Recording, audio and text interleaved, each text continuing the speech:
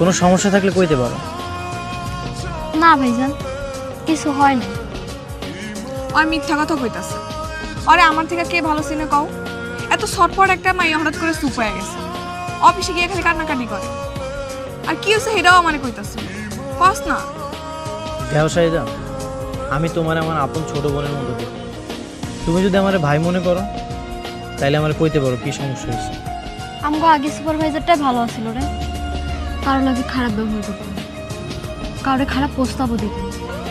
অথচ নতুন সুপারভাইজারটা দেখ মায়ের লগে কেমন ব্যবহার করে, সবারই কুপ্রস্তাব দিয়ে বেড়ায়। তোরে দেয় না কেন জানোস? আর তোরে দেওয়ার সাহস পায় না। তুই যে প্রতিবাদ করবি জানোস, কালকে আমার রুমে ডেকে নিয়ে গেছে।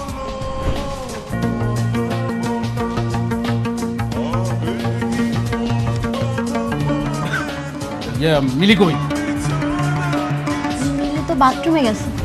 এত ঘন ঘন বাথরুমে যাওয়া লাগে কর? এদিকে তাকায় কি দাও, কাজ কর।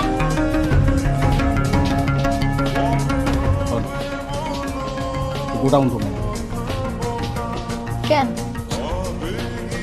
পার্সোনাল কথা আছে। আমার হাতে তো কাম আছে। তোর কাম আমি দেব, রাইতে বুঝি আয়।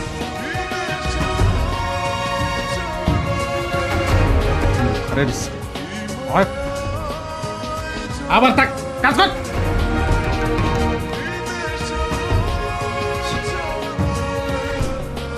তারপর আমার কত আজে বাজে কথা কইছে, আমার শরীরে হাত পর্যন্ত দিছে। তুই আমার এডি আগে কস না কি লেগা? তুই চল আমার লাগে এখনই অফিসে চল। এই কারণেই তোরে আমি কইতে চাই। তুই জানোস এখন যদি আমরা সুপারভাইজার নামে নালিশ করতে যাই, তোর আমার কারো চাকরি থাকবো না। চাকরি